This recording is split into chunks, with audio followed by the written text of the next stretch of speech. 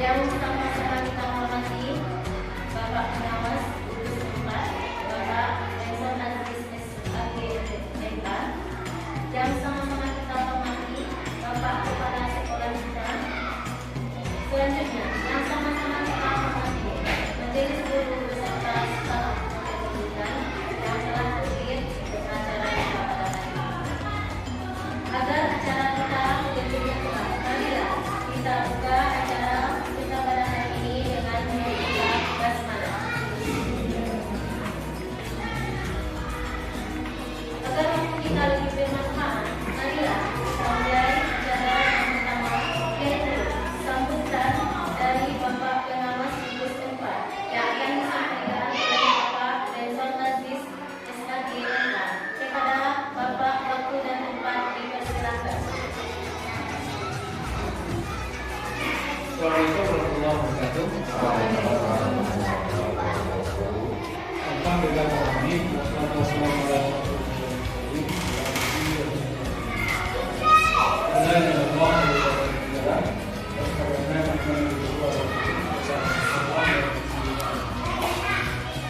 Saya hormati Bapak Kepala SD sebagai orang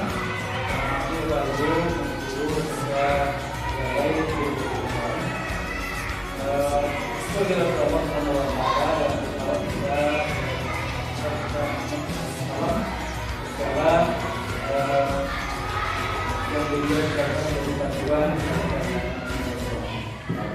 kepada yang hormati pada prinsipnya ide kita pada hari ini merupakan refleksi daripada kegiatan yang dilakukan selama di bulan Ramadan ini, sehingga ada hal-hal perubahan baru yang bisa kita lakukan hari ini. Kemudian dari hal itu kita bisa melihat sudah sampai di mana kemudian yang kita lakukan. Kemudian dari itu, dari pengelola itu kita bisa melihat bahwasanya target pelaku yang harus kita kembangkan di setiap sektor pendidikan, di mana di dalam setiap kegiatan bagaimana peran kita, di mana peran kita mungkin kita karena istilah letaknya nanti dijelaskan program. Kemudian sesuai dengan apa yang kita lakukan hari ini, kita berefleksi daripada pengembangan kompetensi guru di sekolah kita. Di sini kita melihat bahwa nanti ada 3 pelaku yang bisa kita kembangkan, di mana setiap pelaku itu pertama sekolah membantu diskusi program observasi kinerja guru secara terbuka. Nah, dalam hal ini realisasi yang akan berdepannya apakah relevan dengan tingkat kinerja atau tingkatan pendidikan ini. Dalam ini apakah nanti sudah bisa dilakukan dengan berkembang diskusinya efektif atau belum, itu bisa terlihat sesuai dengan data yang diberikan oleh Bapak Presiden nantinya. Kemudian terbuka dalam mengakui kesulitan. Jadi kita semua program yang kita lakukan itu tidak semuanya lancar, tidak semuanya bisa dilakukan. Itu ada nanti kendala-kendala. Jadi kendala yang muncul di sini kita bisa dilakukan dari solusi-solusi di mana itu merupakan perubahan yang bisa dilakukan. Kemudian nanti ada di sini Sekolah mengambil diskusi yang berbentuk tindak lanjut secara terbuka dan realistis dengan peningkatan pekerjaan. Di sini apakah nanti pengerjaan yang kita lakukan itu atau diskusi yang kita lakukan ini kemampuan melakukan konsentrasi kinerja guru secara efektif, ya, dengan menciptakan rating berdasarkan perilaku berdasarkan bukti daripada perilaku kinerja kita. Jadi apakah ini sesuai dengan apa yang berjalan secara efektif atau belum? Nanti kita akan melihat dengan yang berkaitan dengan masalah. Kemudian dari segi program penerimaan profesor ini, langkah-langkah yang harus dilakukan pertama pembukaan oleh tadi kemudian penguatan oleh kemampuan dan nanti akan disampaikan oleh kepala sekolah alurnya bagaimana. Pas sampaikan nanti kepala itu silakan memberikan masukan kita, kemudian arahan baik itu yang bersifat positif maupun negatif yang nantinya nanti bagaimana program yang kita berkembang dengan baik. Kemudian nanti setelah itu baru lakukan penguatan dari sekolah dan terakhir adalah penguatan dari dan kita menjadi alurnya seperti itu.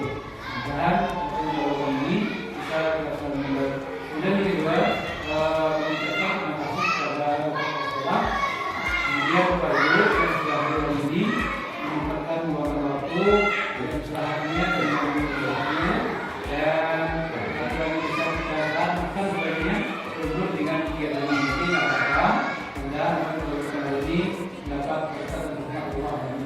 Amin. Demikian kiranya yang saya sampaikan dari Bapak Ibu.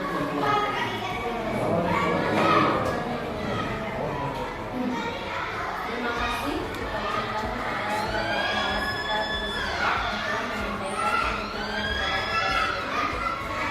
acara selanjutnya penyampaian materi program refleksi program pengembangan kompetensi yang akan disampaikan oleh Bapak Kepala Sekolah Bapak Bambang Suyanto SPI. Kepada Bapak memberikan silakan.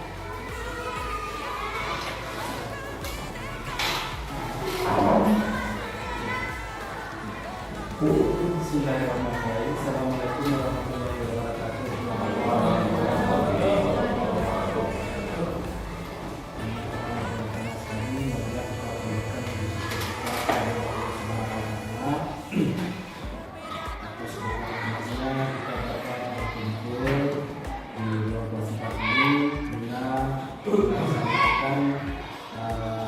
Acara refleksi yang sebenarnya sudah kita gunakan sebelumnya.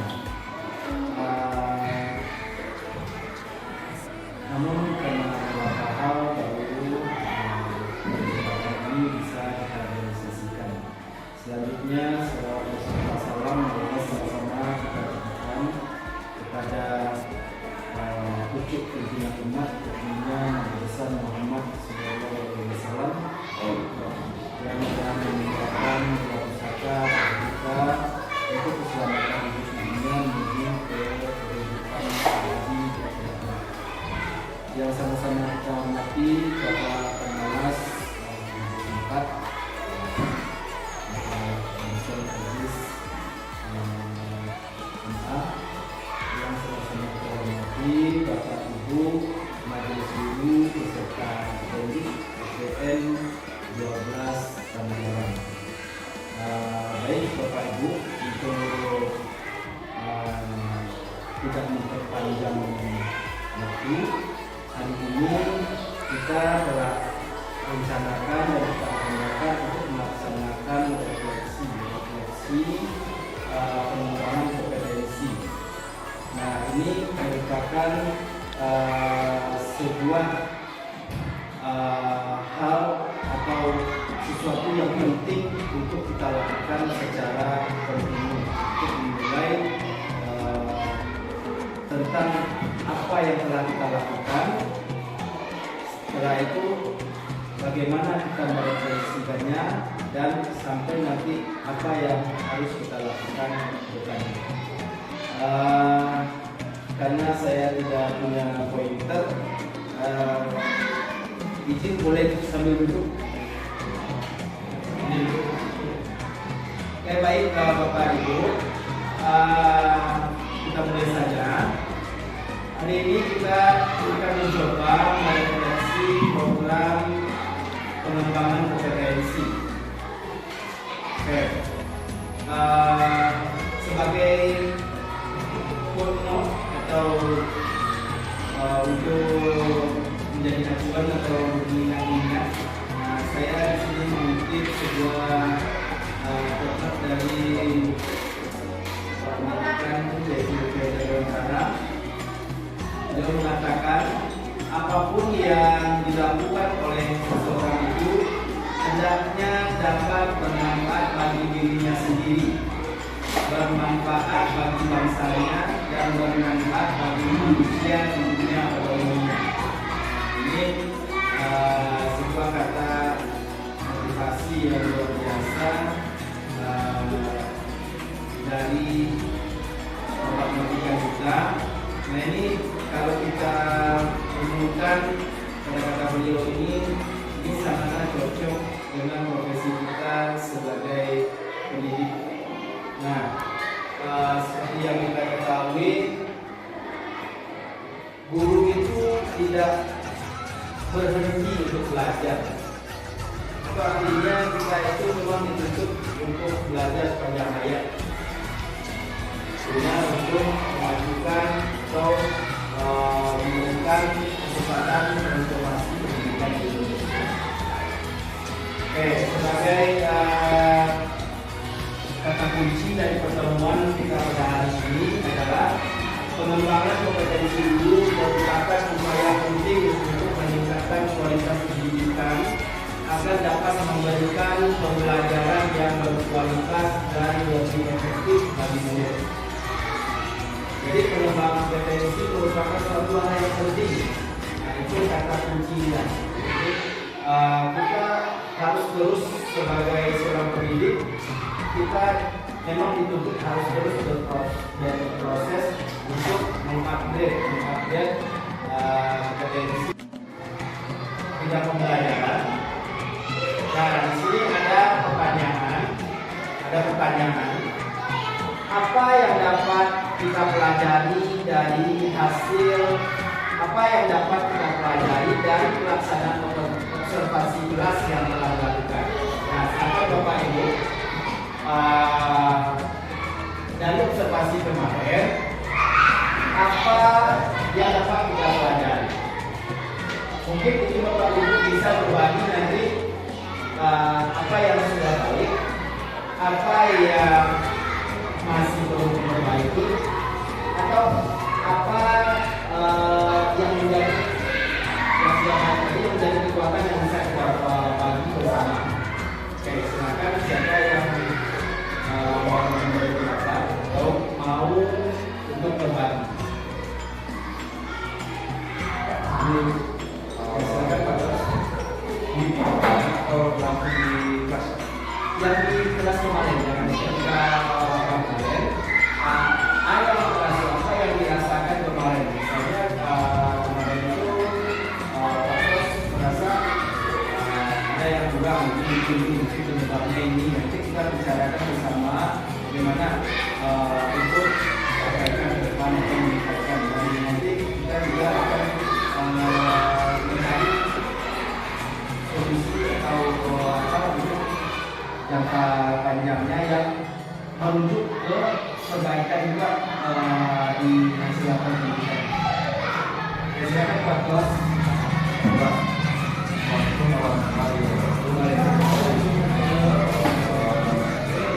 Sedikit saya berbagi pengalaman tentang observasi yang kita lakukan oleh Pak Sekolah kemarin. Observasi yang dilaksanakan oleh Pak Sekolah benar-benar bermanfaat bagi karena sejauh ini kita melihat atau sekarang kita bermanfaat di mana kekurangan kita, di mana kelebihan kita. Ini adanya observasi yang dilakukan oleh Bapak Sekolah dapat menyerahkan kelebihan dan kekurangan kita.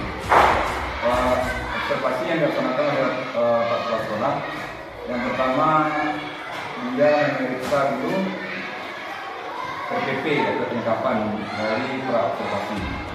Itu kita dapat mengetahui di mana langkah-langkah atau proses pembelajaran yang akan kita lakukan, apakah itu lengkap atau tidak.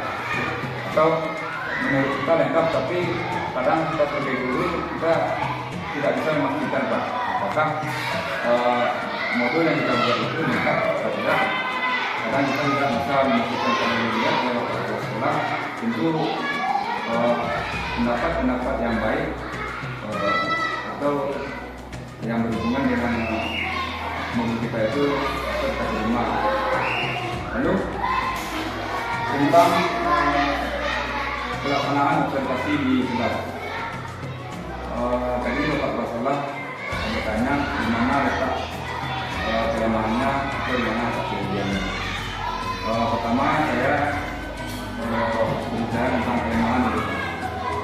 Mungkin pada waktu itu saya menganggap kalau seperti kelas itu dibicarakan kepada siswa di awal maksudnya di sini yaitu di awal kita belajar di waktu awal semester 1. Jujur waktu semester 1 Pak, saya sebagai guru menyarankan kepada siswa kalau ada beberapa aturan yang harus kita patuhi. Kalau saya maksudnya di sini kita harus ada aturan yang dikelas dan ada aturan yang ditolak. Kita harus mengikuti aturan tersebut. Yang pertama tentang aturan kelas kita sepakat. Dan kalau seandainya ada yang melanggar Pak, ada sanksi ringan, tapi sanksinya dari badannya sini menjadi bukan sanksi yang maksudnya mengingatkan anak bukan begitu Pak. Terus kelemahannya di sini waktu saya melaksanakan observasi di awal tidak diulang lagi di kesempatan kelas yang dibicarakan di waktu awal masuk semester 1 itu kelemahannya. Terus di kelas 4 ada tingkat kecerdasan anak itu mungkin agak berbeda. Ada beberapa orang yang di materinya dengan waktu yang Bapak sediakan untuk observasi tidak bisa dia menangkap pembelajaran yang sesuai dengan modul yang kita ajarkan. Jadi penangkapan pembelajaran oleh anak tidak merata sebenarnya Pak.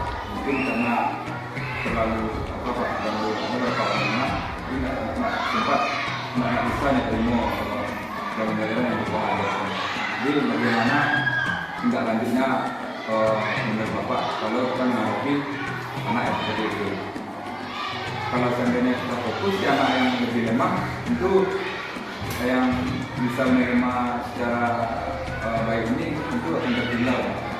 Jadi bagaimana ini mungkin pendapat bukan dari Bapak Kepala Sekolah tapi dari guru yang lain, bagaimana seharusnya masalah seperti itu kalau seandainya pendapat di kita bagaimana pemecahnya. Terus kalau kelebihannya kalau kelas 4 Pak, mungkin muridnya tidak begitu banyak, ada 18 orang. Jadi kemasan kelasnya agak baik Pak. Anak yang ribut bisa kita handle dibandingkan dengan anak yang 29. Itu apanya? Kelebihannya. Dan setelah observasi Bapak Kepala Sekolah juga memberikan masukan-masukan yang baik dan itu juga positif bagi kami sebagai guru. Ini untuk itu dulu Pak, itu ada tambahan betul dari Pak. Mungkin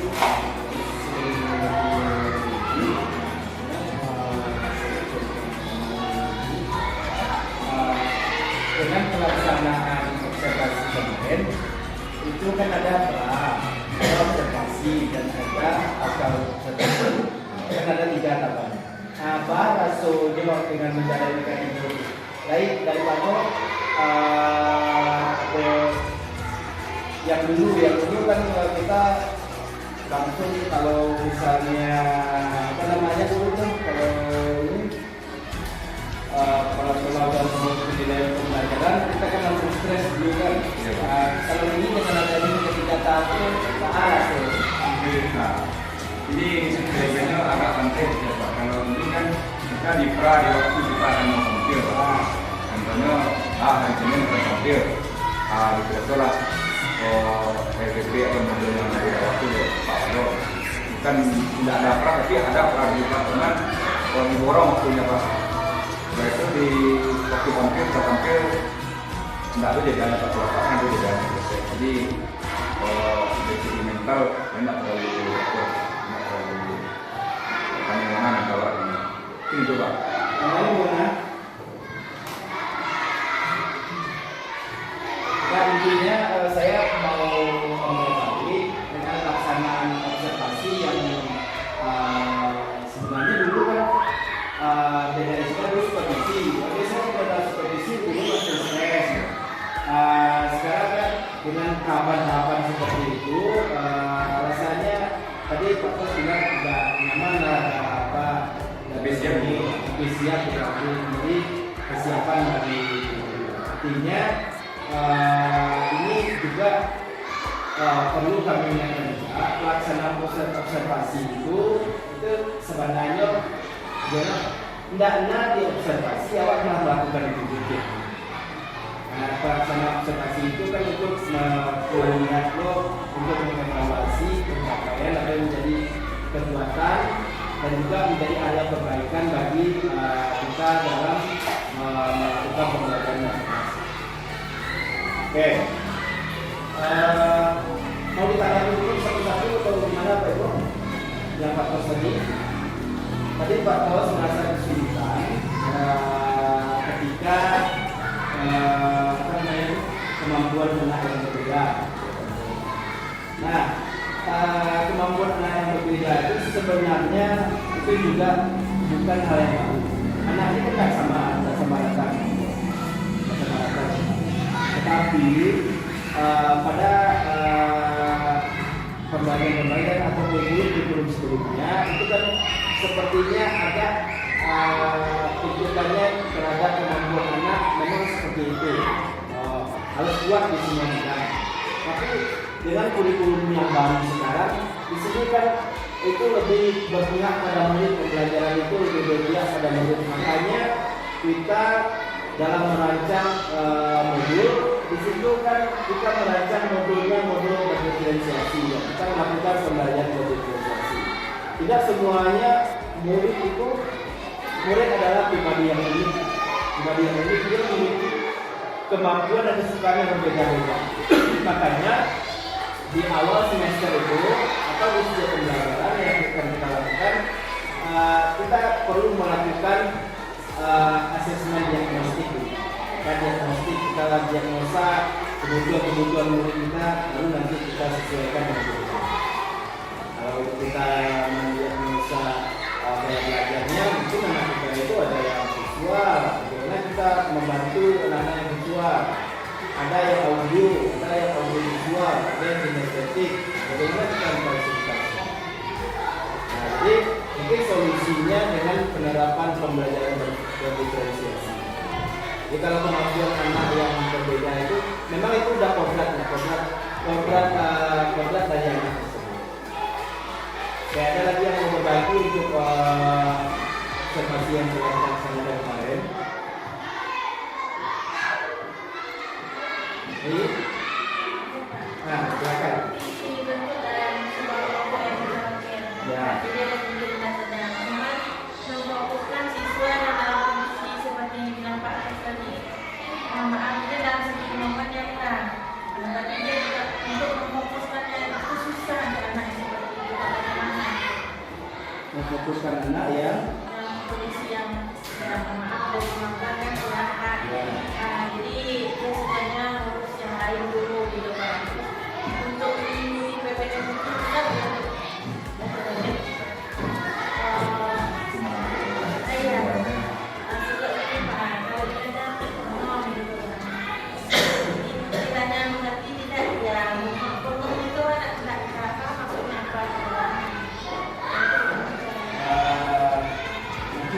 seperti itu, tentunya kita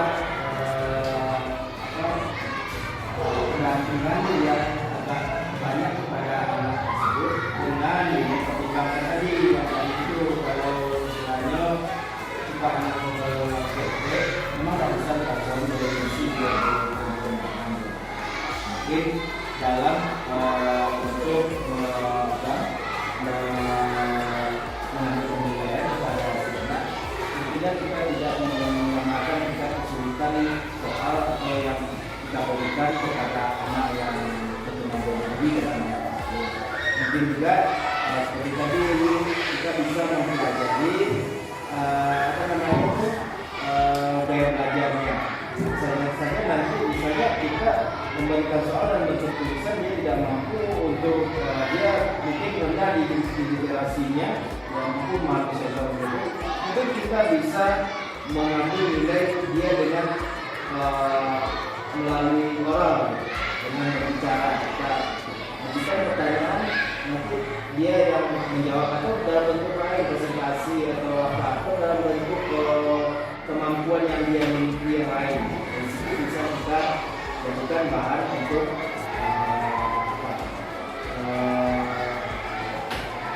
melakukan penilaian tersebut.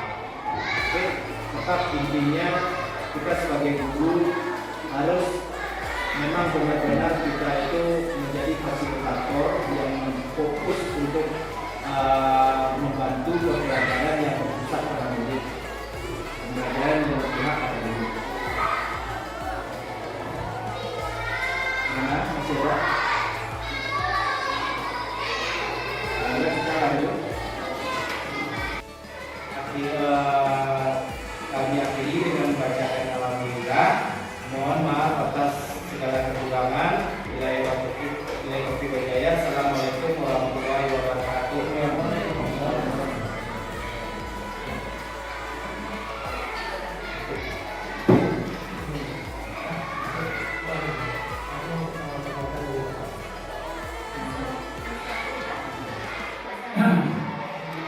Baik, Bapak Ibu. Assalamualaikum warahmatullahi wabarakatuh. Belum lagi ada sedikit teman yang mengatakan terima kasih untuk kita hari ini sungguh luar biasa. Kita bisa melihat dengan pembimbingan di mana ada hal beberapa yang berkembang tadi terlihat, terutama tentang lintas belajar. Dengan beberapa ini yang disampaikan oleh Pak Ketua ini akan melakukan dan kita lihat apakah upaya itu rasa manis pertamanya manisnya dengan segala sebab upaya itu kita lakukan. Jadi intinya upaya itu cukup menikmat semoga kita menikmati bersama itu.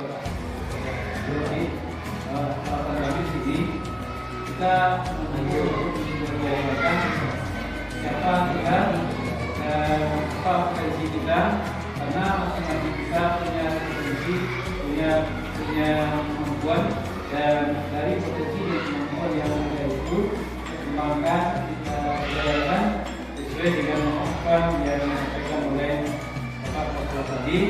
Yang intinya nanti akan disampaikan itu berorientasi pada pelayanan. Ya.